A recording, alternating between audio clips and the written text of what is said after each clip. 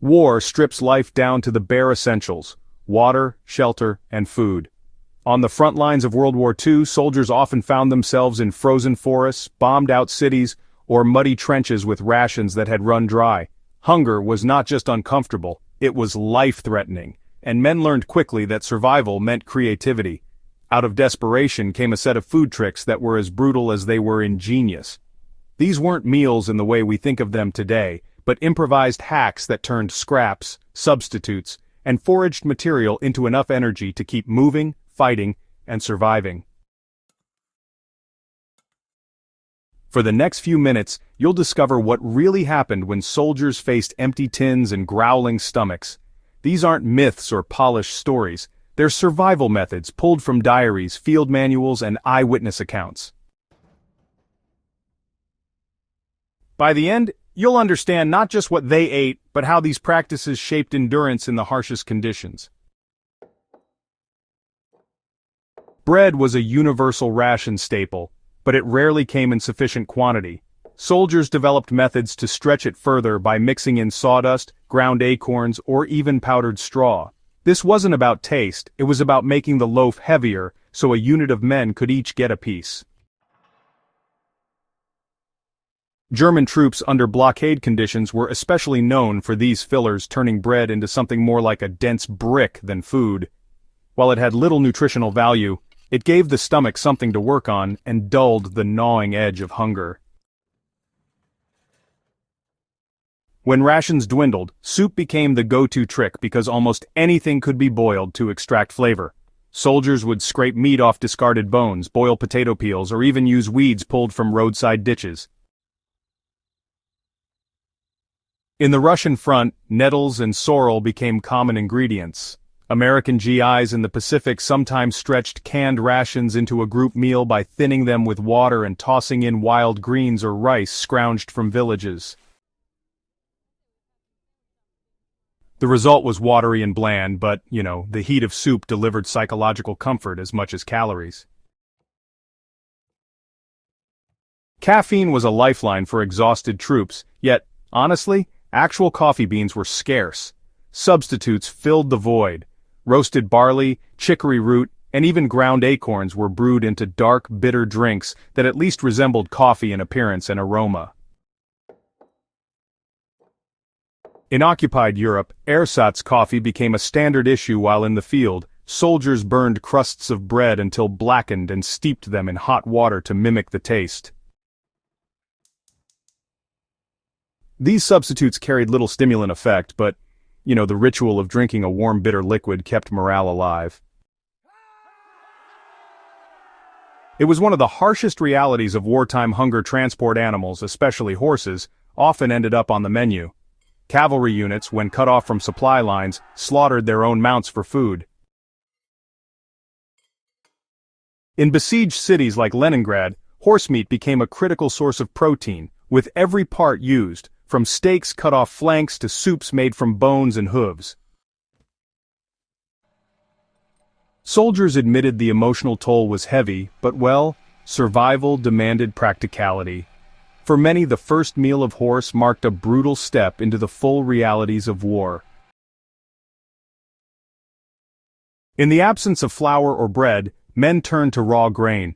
Barley, rye, or wheat stolen from supply stores or scavenged from fields could be chewed, toasted over a fire, or boiled into porridge. It was rough on the stomach and often led to digestive trouble, but honestly, the caloric value was undeniable. Sunflower seeds, chestnuts, and even beech nuts were cracked open and eaten raw when nothing else was available. These small, high-energy bites could mean the difference between collapse and, pushing forward another day.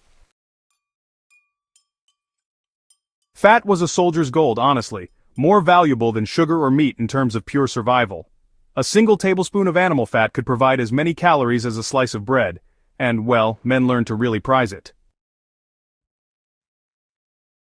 They scraped fat from tins, melted bacon grease, or scooped hardened drippings from pans. On the Eastern Front, Soviet soldiers would smear rendered pork fat on bread or sometimes even eat it plain. Germans treasured butter or margarine rations, sometimes trading them like currency.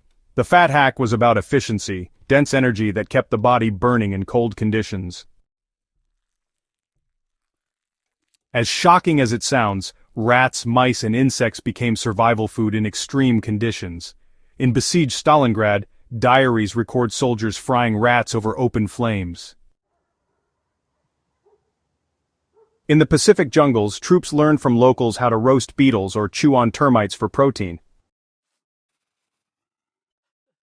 This was not a first choice, but when desperation hit, vermin offered a last resort of sustenance.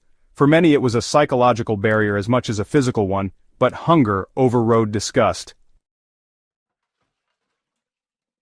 Nothing was wasted at the front. Soldiers boiled bones multiple times, scraped burnt rice from cooking pots, and even recooked tea leaves to squeeze out a second weak brew. Bread crusts were dried, ground, and reused as thickeners.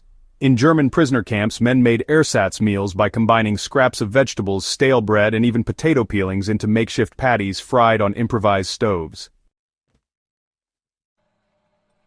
Every crumb mattered, and what civilians would discard as garbage became lifelines.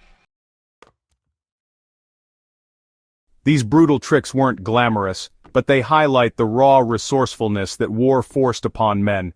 Each method delivered just enough calories, protein, or comfort to get through another day.